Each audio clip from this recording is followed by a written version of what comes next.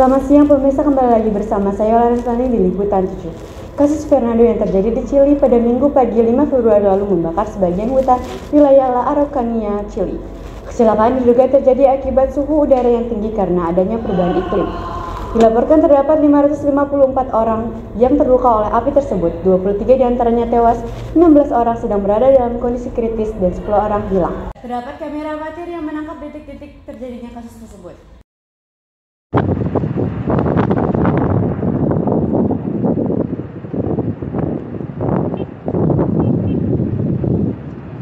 Ya pemirsa, kemudian kami akan menjelaskan proses dan penyebab terjadinya kasus tersebut bersama rekan saya, Mafira Ramanadinya.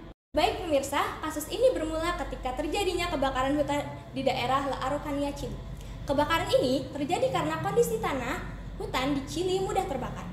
Setelah itu, sinar matahari yang terus datang, jernihnya atmosfer, dan kondisi awan membuat suhu udara di sekitar hutan memanas dan membakar tanah hutan yang kemudian terjadi kebakaran hutan. Tidak sampai di situ, suhu udara yang memanas membuat arus udara naik dan turun. Akhirnya membuat arus udara berputar dan membentuk pusaran tornado. Tornado yang terjadi di tengah kebakaran hutan akhirnya membentuk pusaran tornado yang disebut juga dengan fire tornado. Ya, terima kasih atas informasinya Mafira. Selanjutnya pemirsa, kami akan mewawancarai warga lokal yang terkena dampak dari kasus yang terjadi bersama rekan kami di lapangan, Tasya Aulia. Yolanda, saat ini saya sedang berada di tengah-tengah tempat kejadian berlangsung dengan salah satu warga yang terdampak akibat dari kasus Fernando ini. Baiklah Pak, apa kondisi dari kejadian ini dan apa yang Bapak rasakan? Ya, rumah saya akibat kebakaran ini rumah saya habis terbakar ya, dan karena saya sehari-hari di ladang jadi saya kehilangan mata pencaharian saya. Oke, baiklah, terima kasih atas jawabannya. Terima kasih. Baiklah Bu, bagaimana kondisi yang Ibu rasakan dari kasus ini?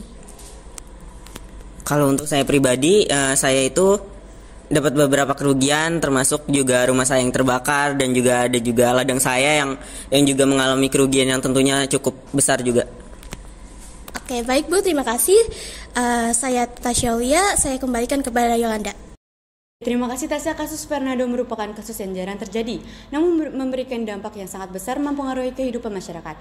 Tidak hanya luka fisik dan kehilangan materi, namun juga mental yang terluka. Semoga keluarga korban diberikan ketabahan atas kehilangannya dan semoga pemerintah langsung sigap menanggulangi permasalahan ini dan memberikan bantuan juga kepada keluarga korban.